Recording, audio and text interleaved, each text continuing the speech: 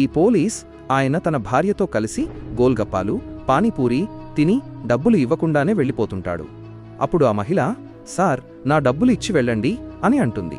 దానికి ఆ పోలీస్ ఆయన ఏ కారణం లేకుండానే ఆమెను ఒక దెబ్బ కొట్టి, నేనొక పోలీస్ ఆఫీసర్ని అని నీకు కనిపించడం లేదా?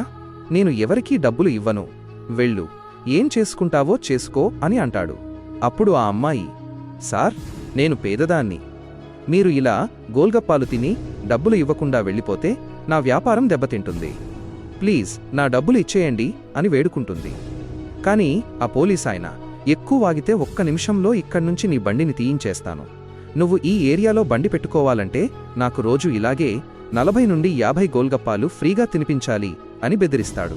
అంతలోనే అతని భార్య, పదండి వెళదాం, ఎందుకు ఈ పేదదానితో వాదన అని అంటుంది. కాని ఆ అమ్మాయి వదలకుండా, సార్ నా డబ్బులిచ్చేయండి, ఇది నా బోనీ టైం అని అంటుంది. అదే సమయంలో ఆ దారిగుండా వెళ్తున్న ఎమ్మెల్యే గారు ఈ పోలీస్ ఆయన చేస్తున్న అన్యాయాన్ని చూసి చాలా కోపడతారు.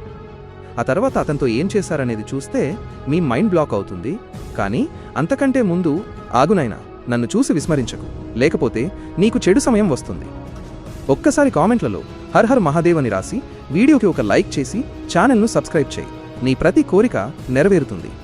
అప్పుడు ఎమ్మెల్యే గారు, నువ్వు ఒక పోలీస్ అధికారివై ఉండి మహిళపై చేయి చేసుకుంటావా? నడు, నీ యూనిఫామ్ ఊడదీయిస్తాను అని అంటారు.